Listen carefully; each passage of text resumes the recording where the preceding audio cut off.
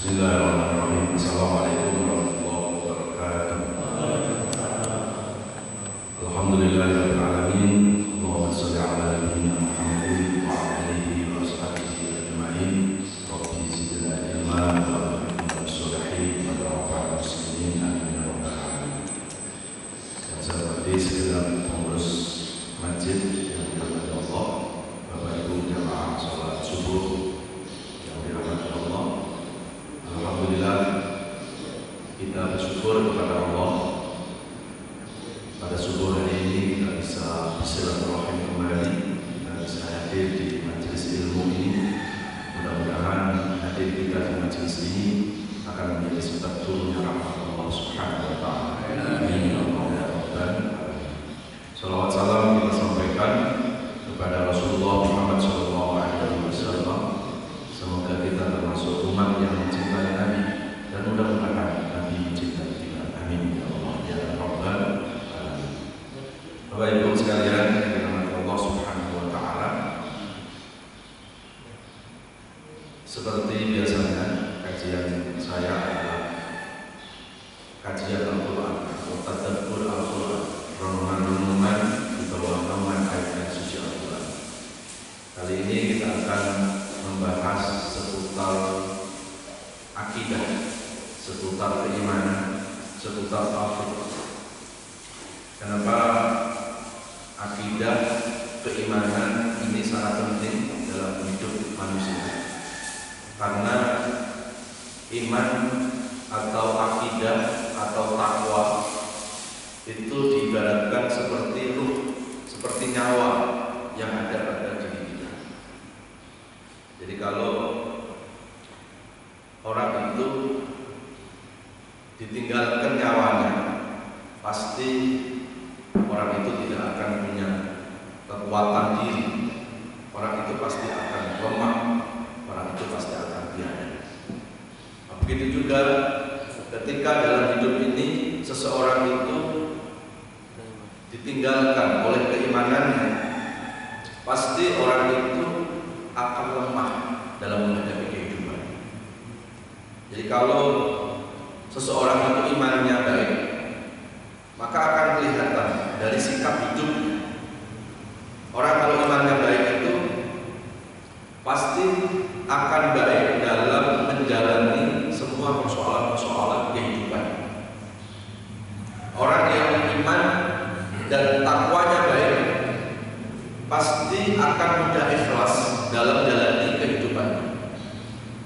Ciri-ciri orang ikhlas itu siapa? Ciri-ciri orang ikhlas itu tidak mudah panik, tidak mudah cemas, tidak dihantui perasaan takut dalam menghadapi hidup. Ngapain orang beriman harus takut menghadapi hidup?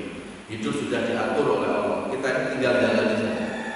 Kita nggak bisa mengatur Tuhan. Kita nggak bisa memaksa Allah untuk mengikuti kemauan kita, nggak bisa. Yang bisa kita lakukan dalam hidup ini adalah mengikuti apa yang dimaui oleh Allah. Karena hidup ini bukan mau-maunya kita. Hidup ini adalah mengikuti apa yang ditetapkan oleh Allah, apa yang diskenariokan oleh Allah. Ada yang bertanya, sampai kapan kalau hidupku susah seperti ini? Jangan kita bertanya sampai kapan.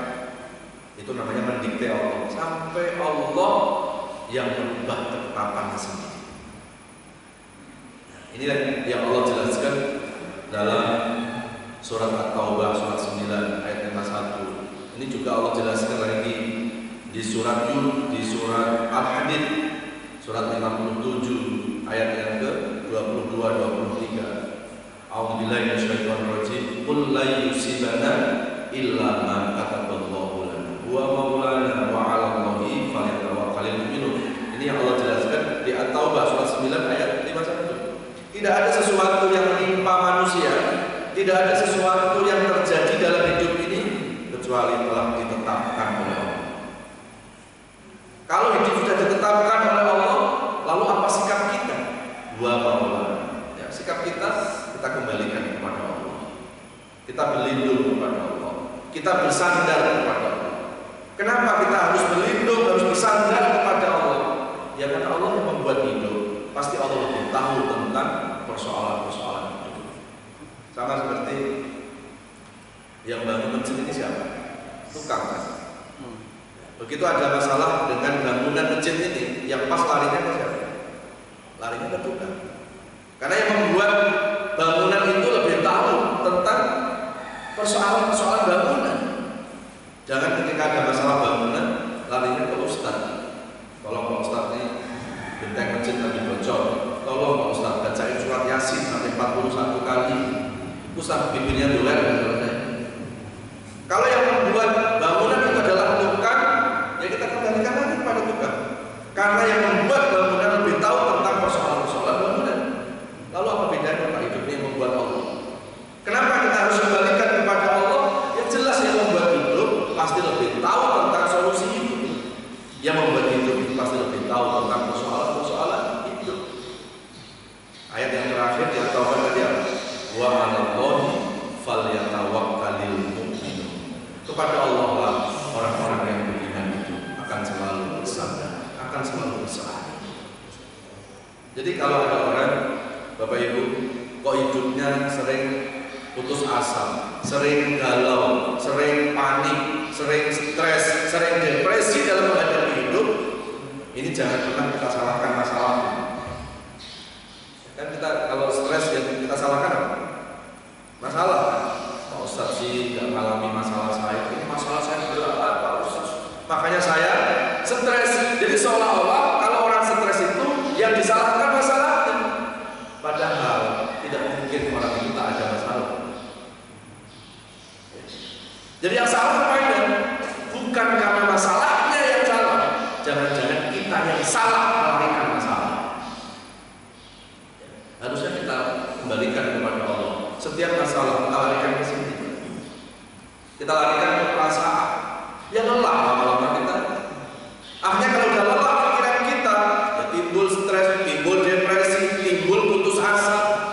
Jadi sesungguhnya persoalan berat dan tidak berat itu bukan dilihat dari persoalan, bukan dilihat dari problemnya. Tapi pertama akan dilihat kemana kita melarikan masalah. Yang kedua akan kembali kepada kualitas keimanan kita. Karena kalau orang imannya baik, iman itu akan menjadi way out, menjadi jalan keluar dalam menyelesaikan persoalan-persoalan. Apalagi dalam kondisi seperti sekarang ini, efek dari pandemi corona ini kan luar biasa, merubah tatanan-tatanan kehidupan. Ya tadinya kita ketemu suruh salaman, tiba disuruh jaga jarak, ada social distancing, ada physical distancing. Ya. Kemudian belum lagi dari efek corona, orang kehilangan pekerjaan, kehilangan penghasilan, ya, bahkan kehilangan nyawa. Ini kalau kita tidak libatkan Allah, kita akan berubah-ubah dengan keadaan seperti sekarang. Maka orang yang bisa melewati masalah-masalah ini, Pak, bukan orang yang kuat, bukan orang kaya, bukan orang pintar, tapi orang yang mampu beradaptasi dengan perubahan. Ya, hidup ini harus siap untuk berubah. Cuma yang jadi masalah hari ini kan banyak orang terjebak dengan kemapanan. Jadi kalau udah senang, udah di atas, lupa di bawah.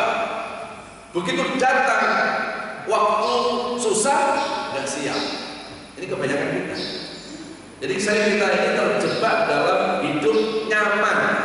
Jadi seolah-olah kalau udah senyum itu senyum terus, padahal ada senyum, ada menangis, itu harus siap. Nggak mungkin hidup ini tambah muda terus, tapi kan hidup juga ada tambah tua juga. Nggak mungkin selamanya hidup ini senyum terus, Pak. Karena kalau senyum terus orang-orang gila ya. Jadi kadang ada senyum, kadang ada menangis. Nah, kadang kita itu terjebak dalam zona nyaman. Begitu kita sudah nyaman, sudah senang, seolah-olah itu senang itu abadi. Padahal nggak ada yang abadi, Pak. Tidak selamanya hidup ini senang terus, tapi kan juga nggak selamanya hidup ini susah terus. Ya, fa inna ma'al usri yusra. Fa inna ma'al usri, diulang 2 kali, bersama kesulitan pasti ada kemudahan. Tidak mungkin corona terus, Pak. Jadi jangan dalam kondisi seperti sekarang ini kita kemudian larut tenggelam dalam kesedihan, dalam kepanikan. Ya. Jamaah sekalian dari rahmat Allah, Maka disinilah pentingnya kita untuk mengecas keimanan, mengecas ketakwaan. Kita bisa buka lagi di surat Yunus surat 10 ayat 62, 63, 64. A'udzubillahi minasyaitonir rajim. Ala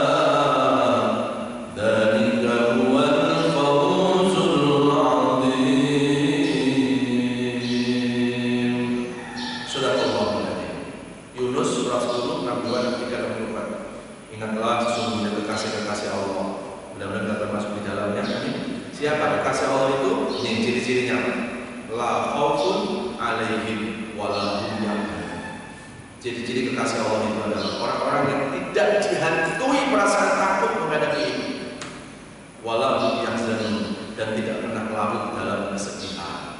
Siapa mereka itu? Ayat 63, alladzina amanu wa kanu yattaqun. Yaitu orang-orang yang selalu sibuk untuk memperbaiki keimanan, untuk memperbaiki ketakwaan. Ayat 64, lahumul busra fil hayatid dunya wa fil akhirah. Mereka itu akan mendapatkan kebahagiaan di dunia dan akan mendapat kebahagiaan di akhirat. Bapak Ibu sekalian yang dirahmati Allah, ada peribahasa begini Pak. Ombak besar itu belum tentu karena ombaknya. Bisa jadi mungkin perahu kita yang terlalu kecil. Masalah besar belum tentu itu masalahnya. Bisa jadi mungkin iman kita yang terlalu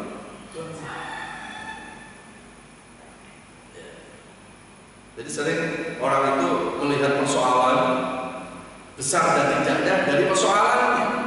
Padahal ada dua. Kenapa ada orang kok stres menghadapi masalah? Bisa jadi dia salah mengalihkan masalah.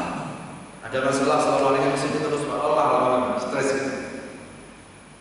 Ya, yang kedua, atau mungkin iman kita yang masih bermasalah. Jadi dua itu sebetulnya menurut Quran itu. Jadi kalau kita hidup ini supaya tidak larut dalam kesedihan, tidak mudah stres, tidak mudah depresi, ya dua itulah kita berusaha untuk selalu perbaiki diri, kuatkan iman. Dan kedua apa? Jangan pernah kita itu meninggalkan Allah. Karena kalau kita sudah meninggalkan Allah, nanti Allah juga akan meninggalkan kita. Mana ayatnya? Surat Al-Hasyr surat 59 ayat 19. Walan takunu kalladzina nasullaha fa'ansahum anfusahum ulaika humul fasiqun. Jangan pernah kita itu melupakan Allah. Nanti Allah akan melupakan kita. Jadi kalau hari ini kita melupakan Allah, Allah melupakan kita. Dan ketika Allah sudah melupakan kita, Allah sudah meninggalkan kita, jemaah, disitulah akan terjadi kekosongan-kekosongan dalam hidup kita. Nah, kalau udah kosong dalam hidup kita, pikiran kosong, hati kosong, terus gimana kira-kira? Akhirnya stres, akhirnya depresi, akhirnya tenggelam dalam kepanikan, tenggelam dalam kecemasan. Dan ini sangat tidak baik untuk kesehatan diri kita juga. Jadi jangan ketika ada corona yang kita takuti cuma coronanya saja. Ingat Bapak Ibu, penyakit bukan satu-satunya datang dari corona. Penyakit itu juga datang dari stres kita. Kematian itu bukan datang dari satu-satunya corona. Tapi sebelum corona juga banyak orang sudah mati juga. Tapi tetap saya tidak mengajarkan Bapak Ibu untuk menantang corona, tidak boleh. Tidak boleh kita itu mengecilkan corona, tidak boleh kita meremehkan corona, tidak boleh. Tetapi juga jangan berlebihan. Kalau kata orang-orang sekarang, jangan lebay. Jangan terlalu tegang, jangan terlalu panik. Karena kalau terlalu panik stres kan, akhirnya corona nggak kena kita, tapi penyakit lain datang. Ada orang riwayatnya sudah ada penyakit jantung, stres setiap hari, kena jantungnya, sesak nafas, bawa ke rumah sakit, corona. Ada stres. Jadi tetap waspada harus, hati-hati harus, nggak boleh nantangin corona, jangan Pak. Karena corona ini menurut hemat saya, ini cara Allah untuk merendahkan diri kita di hadapan Allah. Jadi jangan jumawa Pak. Justru harusnya sadar kita, ya Allah, ternyata hanya dengan menghadapi corona yang kecil, yang nampak oleh mata saya, nggak sanggup manusia menghadapi ini. Supaya manusia tidak sombong. Jadi jangan kita ngeramein corona, tapi juga jangan terlalu tegang menghadapi corona. Jangan terlalu panik menghadapi corona. Ya, apalagi kita sudah mulai memakmurkan masjid. Sudahlah, hilangkan perasaan-perasaan takut itu. Ya, kemudian kita libatkan Allah. Ya Allah, aku sudah berada di rumahmu. Maka kalau aku sudah ada di rumahmu, ya berarti Engkau lah yang wajib melindungi aku. Seperti ada tamu datang ke rumah kita, kira-kira kita melindungi tamu kita kan? Ya. Nah, kita datang ke rumah Allah, Bismillah kata Allah. Ya, nah, seperti bapak-bapak ada yang pakai masker, itu kan usaha kan? Ya, itu usaha. Hasilnya kembalikan kepada Allah. Jemaah sekalian yang dirahmati Allah Subhanahu wa taala. Kemudian kita bisa buka lagi di surat Yusuf surat 12 ayat yang ke-87. Itu di akhir ayat ada kalimat wala ta'asu mir rauhillah innahu la ya'asu mir rauhillah illa al-qawmul kafir. Dalam kondisi seperti sekarang ini, supaya kita enggak galau, jangan putus asa dari rahmat Allah. Wala ta'asu mir rahmatillah. Jangan kita putus asa dengan rahmat Allah. Innahu la ya'asu mir rauhillah illa al-qawmul kafir. Tidak ada orang yang berputus asa dari rahmat Allah kecuali orang-orang yang kafir. Jadi kalau hari ini kita akan beriman sama Allah, optimis, jangan pesimis. Optimis. Ya. Kemudian yang berikutnya, dalam menghadapi sekarang kondisi sekarang ini, jangan kita lemah, seolah-olah tidak punya kekuatan. Jangan. Mana ayatnya? Kita bisa lihat di surat Al-Imran surat 3 ayat 139. Yaitu surat Al-Imran surat 3 ayat 139. Wala tahinu wala tahzanu wa antumul a'launa in kuntum mu'minin. Jangan kita terlalu lemah. Jangan, kita punya Allah. Wala haula wala quwwata illa billah. Hasbunallah wa ni'mal maula wa ni'mal nasir. Jadi libatkan Allah dalam menghadapi apapun persoalan-persoalan hidup kita. Kemudian yang ketiga, kita perlu punya sikap ikhlas dan sabar. Kenapa Pak Ustadz harus sabar, harus ikhlas? Ya karena kita nggak bisa mengatur Tuhan. Kita nggak bisa memaksa Allah untuk mengikuti kemauan kita. Hidup ini kan harus mengikuti apa yang dimaui oleh Allah. Dan yakinlah kemauan Allah belum tentu lebih jelek dari kemauannya manusia. Ya. Menurut kita, kenapa sih Allah membuat corona? Itu kan pertanyaan seperti gini Pak. Kenapa sih Allah membuat setan? Sama ya. Setan kan tidak ada manfaatnya. Ngapain Allah buat? Sama kan? Kenapa Allah buat corona? Gak perlu kita menyaksikan apa yang dilakukan oleh Allah. Mesti ada hikmahnya. Ya, mesti ada hikmahnya. Sekarang kalau ada orang bertanya, kenapa Allah membuat setan? Ada yang tahu jawabannya? Kenapa Allah membuat setan? Kan negatif, ya itu satu sisi. Tapi kan positifnya ada setannya. Apa positifnya? Untuk menguji mana yang benar-benar orang baik dan mana orang yang pura-pura jadi orang baik. Lah kalau setan nggak ada, Pak masjid penuh Pak. Orang baik semuanya. Lah kalau orang baik semuanya neraka, nanti siapa yang mati? Hikmahnya ada. Ya kan?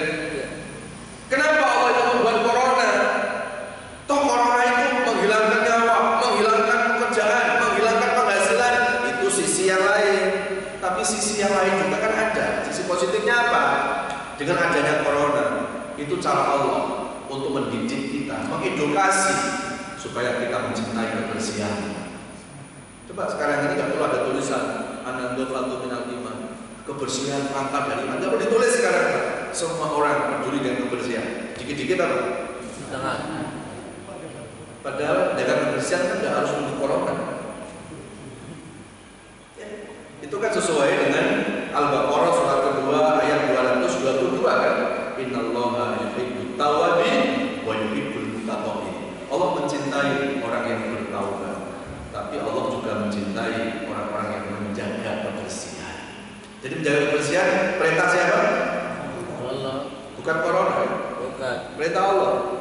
Nah kalau kita itu menjaga kebersihan, kan, paling tidak akan mengurangi bakteri-bakteri. Nggak harus corona saja. Ya. Tapi sebelum ada corona, ditulis di bandara, di tempat-tempat keramaian, di masjid ditulis Anandofatu minal iman, kebersihan pangkal dari iman. Kemana orang beriman dari kebersihan? Ya.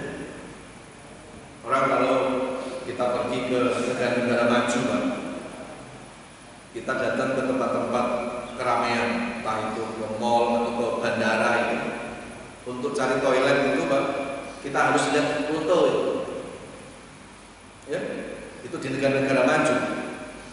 Ya, tapi kalau di kita nyari toilet nggak perlu harus ada rutenya. Tarik nafas panjang-panjang, arahkan hidung kita ke arah mana itu bau toilet itu. Oh, sebelah sana. Dari sana nggak perlu ada rute gitu. Ya. Tapi hari ini semua orang peduli. Dari masjid mau makan, megang istri, megang anak, semuanya. Nah, mudah-mudahan setelah corona ini tetap kita peduli terhadap kebersihan. Islam itu tidak hanya bicara tentang sholat, halal, haram, surga, neraka, kafir, mukmin, tidak. Ternyata Quran juga bicara tentang menjaga kebersihan, menjaga kesucian. Itu kan hikmah dari corona. Jadi sesekali corona jangan dimusuhi terus, Pak. Sekali-sekali kita puji, makasih ya corona. Biar pergi cepat-cepat corona. Ya, kalau dimusuhi dia melawan. Ya. Yang kedua, dengan adanya corona itu cara Allah untuk mendidik kita supaya kita mampu mensyukuri kesehatan. Pak, hari ini yang paling sehat apa? Yang paling mahal apa? Yang paling mahal apa? Lalu kita sadar, ya Allah, ternyata sehat itu mahal ya. Kapan orang itu tahu harga sehat mahal? Saat datang penyakit. Tapi kalau nggak ada penyakit, nggak sakit, nggak tahu loh harga sehat itu mahal. Yang mahal itu kendaraan itu kan, yang mahal itu adalah rumah. Itu pikiran kita. Padahal kesehatan itu sangat mahal. Sekarang ini berapa banyak orang menghargai kesehatan? Dan yang ketiga, dengan adanya corona ini, cara Allah untuk menyadarkan kita supaya kita nggak jadi orang sombong. Coba bayangkan, hampir 200 negara. Berapa negara? Hampir, kalau nggak salah lebih kalau sekarang. Udah lebih sekarang. Lebih dari 200 negara.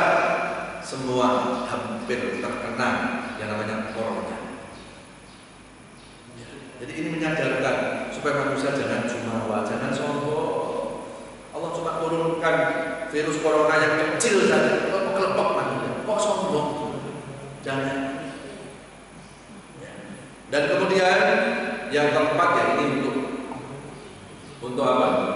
Untuk meningkatkan kualitas iman kita, agama, ketakwaan, spiritual kita. Di saat-saat kondisi seperti sekarang ini, Pak, supaya kita dekat dengan Allah. Biasanya orang itu, Pak, mudah ingat sama Allah kapan? Saat susah. Saat senang itu kadang suka lupa sama Allah. Ya. Nah dengan kondisi-kondisi yang seperti ini kan, akhirnya kita merasa butuh dengan Allah, butuh dengan pertolongan Allah. Ista'inu bis-sabri was-shalah. Lakukan sabar, lakukan sholat. Kemudian kenapa kita harus sabar? Al-Baqarah surat kedua 214, Ali Imran surat ketiga ayat yang ke-142. Am hasibtum an tadkhulul jannata wa lam ya'tikum masalul ladzina khalu min qablikum masalul ba'sa wad dharra wa zulzilu hatta yaqula rasul wal ladzina amanu ma'a mata nasrullah ala inna nasrullahi qarib.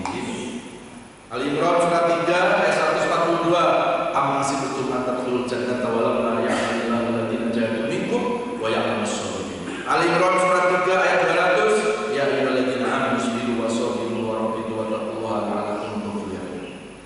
Kemudian Al-Ankabut surat 29 ayat 2 dan 3. Ahasiban nasu ayyusrafu ayyaqulu amanna wa hum la yuftanun. Wa laqad fatanna alladziina min qablihim fala ya'lamanna Allahu alladziina shadaqu wa la ya'lamanna al-kadhib. Banyak ayat-ayat yang mengajak kita supaya kita bisa sabar. Saya mau ambilkan salah satunya Al-Baqarah ayat 214. Am hasibtum an tadkhulul jannah. Kalau pakai terjemah bebas gini, Pak. Jangan muluk-muluk orang beriman itu kepengen masuk surga sebelum orang beriman itu diuji oleh Allah dan sebelum orang beriman melewati ujian dengan kesabaran. Berarti menurut ayat ini masuk surga tidak cukup sholat Pak. Masuk surga tidak cukup ibadah saja. Selain ibadahnya baik, ternyata kesabaran menghadapi ujian hidup tidak akan disia-siakan. Kesabaran akan menghantarkan kita ke jannah, ke surga Allah. Makanya kenapa orang-orang baik akan diuji? Karena mau dikasih surga kalau sabar.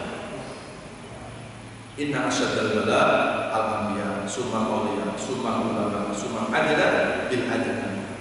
Ujian yang paling berat itu adalah ujiannya para nabi. Kedua siapa? Para wali. Ketiga siapa? Ulama. Keempat dalam kita-kita ini. Kenapa ujiannya para nabi kok berat? Karena kelas imannya kelas berat. Kenapa ada orang diuji dengan ujian biasa-biasa? Mungkin karena kelas imannya juga kelasnya biasa. Mudah-mudahan apa yang saya sampaikan pada subuh hari ini ada manfaat. Insya Allah. Bapak Ibu, saya mohon maaf karena habis kajian ini saya ada rencana pulang kampung. Pulang kampung atau pulang mudik? Sekarang kalau mudik nggak boleh. Dua-duanya ya, nggak boleh dua-duanya. Jadi sekarang mau pulang mudik. Jadi insya Allah nanti tanya jawab mudah-mudahan di waktu yang lain. Ya.